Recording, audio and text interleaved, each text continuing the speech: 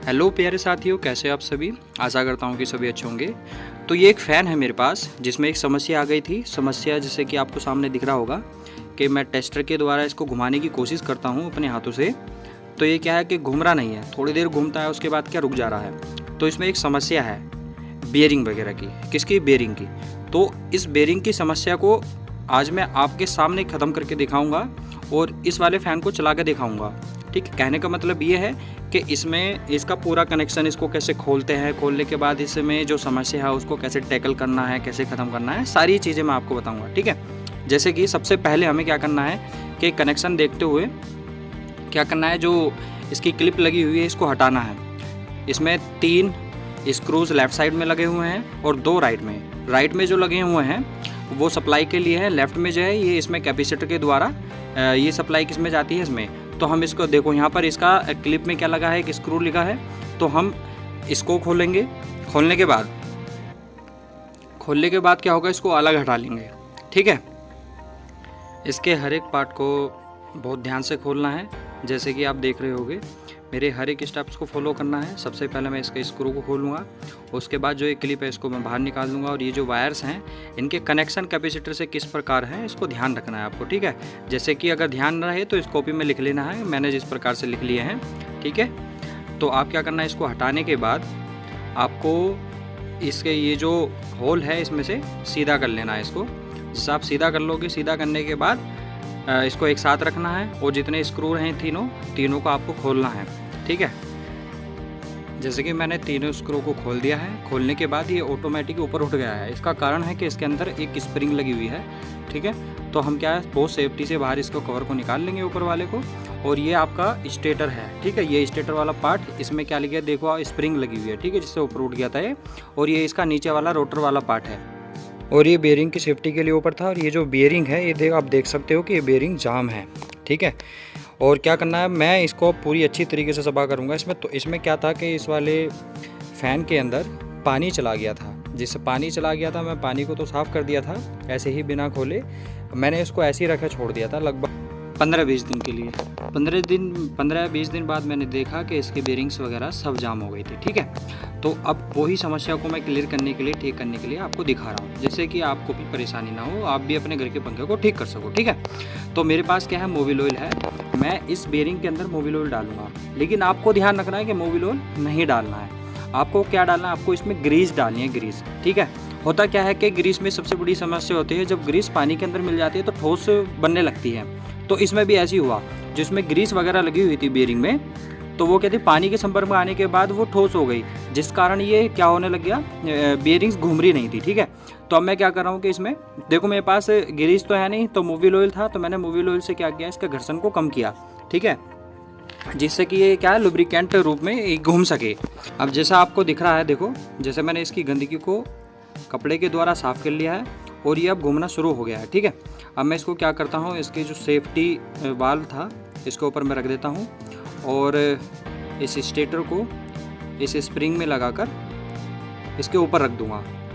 ठीक है, आपको पहले क्या करना है, इसको साफ कर लेना है, जिससे कि गंदगी वगैरह ना आए और आसपास में ये इसके जो रोटर वाला पार्ट है इससे अटैच ना हो। ठीक है, अब मैं स्प्रिंग को इसके ऊपर रख के इस प्रकार से बेयरिंग के ऊपर, और मैं इसको बहुत ही आराम से इसके ऊपर छोड़ दूँगा। और ये एक बार चेक कर लेना आप कि ऊपर रखने के बाद ये थोड़ा बहुत घूम रहा है या नहीं। ओके, देखो, इसमें 2 बेयरिंग होती है। नीचे वाली बेयरिंग को मैंने ठीक कर दिया है। अब ऊपर वाले जो पार्ट है इसका, इसमें बेयरिंग है, तो मैं इसको ठीक करता हूँ। ठीक है, ये क्योंकि सबसे पहले इसके अंदर पानी गया होगा तो ये सबसे ज़्यादा जाम हुई है। ठीक है, तो इसके सारे पार्ट को मैं हटा देता हूँ, जो कि इसका गंदगी वाला पार्ट है, जो कि सूख गया था। हो सकता है कि इसमें मुझे समय लग जाए, ठीक है, ठीक करने में, क्योंकि ये वाला जो है बहुत, ये वाला हिस्सा बेयरिंग का ये जाम है। मोबिल ऑयल गिरने के बाद मैं इसे हाथ से घुमाने की कोशिश करूँगा। जैसे कि आपको दिख रहा होगा कि मैं मोबिल ऑयल डाल रहा हूँ। डालने के बाद मैं उंगली वगैरह से इसको घुमाने की कोशिश करूँगा। पहले धीरे धीरे इसको करना है। ठीक है, क्योंकि ये बहुत जाम था, बहुत ज़्यादा। तो मैं धीरे धीरे इसमें अंदर जगह बनाऊँगा और जो इसकी ग्रीस वगैरह चिपकी हुई थी सॉलिड फॉर्म में, वो धीरे धीरे मेल्ट होकर वो ऊपर आने शुरू हो जाएगी और वहाँ से क्या होगा, वो अब जगह बना लेगी। उसके बाद ये घूमना शुरू हो जाएगा। ठीक है, मैं धीरे धीरे करके ऐसे ही मोबिल ऑयल डाल के इसको घुमाता रहूँगा। एक चीज़ ध्यान रखना, जैसे मैं मोबिल ऑयल घेर रहा हूँ ना, घेरने के बाद ये मोबिल ऑयल इसी के अंदर ही सर्कुलेट करता रहे, इसलिए मैंने इसको जो है ना ये वर्टिकल शेप में इसको घुमाने की कोशिश कर रहा हूँ। वर्टिकल शेप में घुमाने से होगा क्या, एक तो बाहर नहीं गिरेगा जितना मोबिल ऑयल्स मैंने इसके अंदर डाला है, और इसको मैं अच्छी तरीके से घुमा, यदि थोड़ा सा ये घूमना शुरू कर जाएगा तो वर्टिकल रूप में इसको मैं घुमाना शुरू कर दूंगा तो ये जगह पकड़ लेगा। अभी क्या है कि इसके अंदर जगह नहीं है, तो जगह बनाने के लिए जो अंदर इसका ग्रीस वगैरह जमा हुआ है उसको मैं हटा देता हूँ, क्योंकि अगर ये हट जाएगा तो ये आसानी से घूम जाएगा। मतलब जगह बननी चाहिए इसके अंदर, तो हो सकता है कि इसके अंदर ऐसे करने से जगह बन जाए। ठीक है, तो आप देख रहे हो कि थोड़ा बहुत आपको दिख रहा भी होगा कि इसमें कहीं थोड़ी बहुत जगह बननी है। अब मैं इसको बहुत तेज़ी से घुमाने की कोशिश करता हूँ जिससे कि जगह बन जाएगी इसमें। अब देखो एक बार सर्कल हो चुका, मतलब अब ये घूम चुका है एक बार, जो बेरिंग्स थी उन्होंने अपनी जगह बना ली है। अब जगह बनाने के साथ साथ आप देख रहे होगे कि इसमें कितना कूड़ा निकल रहा है, मतलब लिक्विड रूप में कितना कूड़ा बाहर निकला, मैं इसको पूछ देता हूँ। अब इसमें मैं धीरे धीरे वार्निश डालूँगा। ठीक है, पहले इसको सफ़ा कर लेता हूँ। सफ़ा करने के बाद देखो अब ये घूम रहा है, लेकिन अभी ये सही से नहीं घूम रहा है, थोड़ा रुकावट सी आ रही है इसमें। अभी मैं इसमें ग्रीस डालूँगा, ग्रीस डालने पर फिर दोबारा से मैं इसको घुमाऊँगा। तो मैंने इसमें ग्रीस डाली, ग्रीस डालने के बाद देखो है तो मोबिल ऑयल मेरे पास, ग्रीस नहीं है, लेकिन आपको क्या डालनी है, ग्रीस डालनी है, मोबिल ऑयल नहीं डालनी है। ये तो जस्ट मैं एग्जांपल आपको बता रहा हूँ कि इस प्रकार से आपको करना है। तो मैंने जो बाहर निकला हुआ था मोबिल ऑयल उसको पूछ दिया है। अब क्या करूँगा, इसको मैं प्यार से इसको ढक दूँगा, और ध्यान रखना है कि ये जो होल्स हैं स्क्रू के, ये इसके जस्ट ऊपर आने चाहिए जिससे कि ये सही से कसा जा सके। ठीक है, जो 2 स्क्रू है उसकी बात नहीं है, 3 स्क्रू जो मैंने निकाले थे अभी, ये उसकी बात मैं कर रहा हूँ। ठीक है, ये वाले इसको सही से कस लेना है थोड़ा टाइट में, और कसने के बाद जो स्टेटर वाला पोर्शन है जिसमें तार निकले हुए ऊपर, उसको आपको घुमा के भी चेक करना है। ठीक है, पहले तो आप सही से इसको कस लीजिए जैसे मैं कस रहा हूँ। कसने के बाद बस आपको ये ध्यान रखना है कि थोड़ा सा साइड में आपको जो इसका स्टेटर वाला पार्ट है इसको घुमाना है। मैंने एकदम से घुमाया तो देखो एकदम सही, एकदम एक्सिस इसका एक्सल एकदम लीनियरिटी में है और ये घूम रहा है। ठीक है, घूमने के बाद अब क्या करना है, इसको मुझे लगाना है। इसको लगाने का तरीका मैंने बताया, जिस प्रकार से आपने निकाला था उसी प्रकार से इसके जो स्क्रू है सेम उसी रूप में इसको रखना है। रखने के बाद इसके स्क्रू को यहाँ पर लगा देना है। लगाने के बाद इसको टाइट कर देना है। टाइट करने के बाद अब ये जो इसके स्टेटर्स के क्या निकले हुए वायर्स, पहले इसको सही से टाइट कर देते हैं। बस ध्यान रखना कि आपके हाथ वगैरह में न लग जाए, तो बहुत प्यार से और बहुत शांति से इस काम को करना है। अब ये फिक्स हो गया है।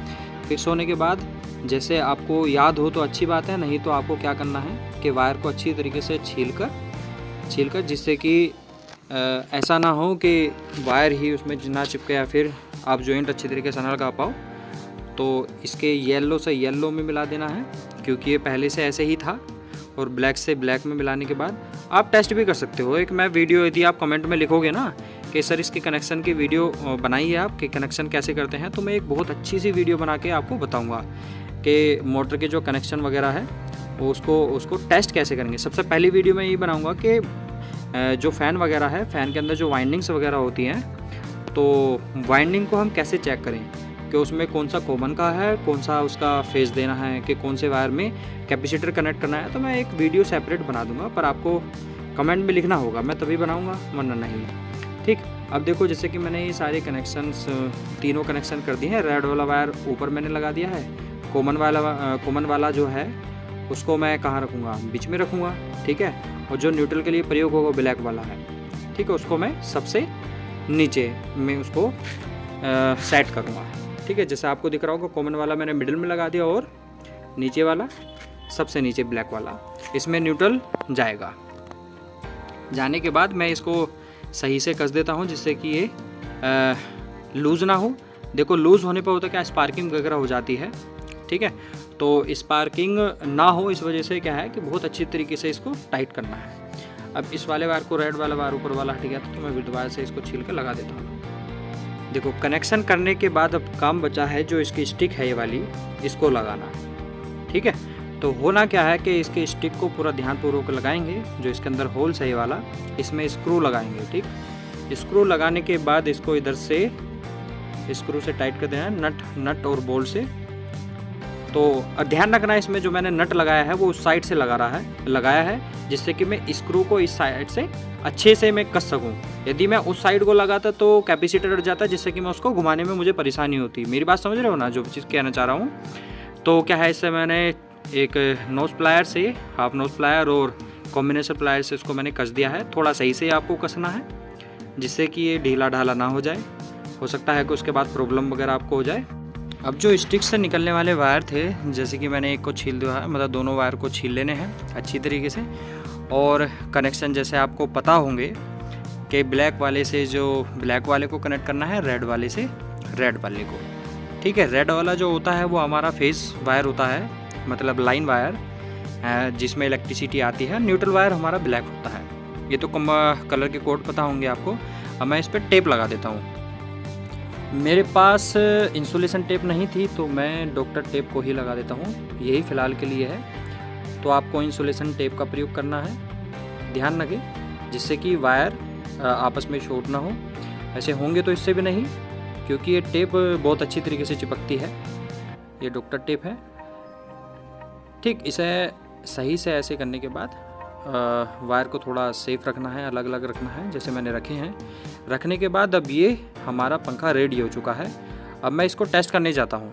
तो मैं टेस्ट करने के लिए लेकर आ गया हूँ। जैसे मैंने स्विच में, मतलब बोर्ड में लगाया है इसको, फेज एंड न्यूट्रल वायर को। स्विच को जैसे ही ऑन करूँगा तो ये घूमना चाहिए, तो ये घूमा। इसका मतलब जो मैंने इसके अंदर ठीक किया है वो सक्सेसफुली ठीक हो गया है। बेरिंग वगैरह काम सही से कर रही हैं।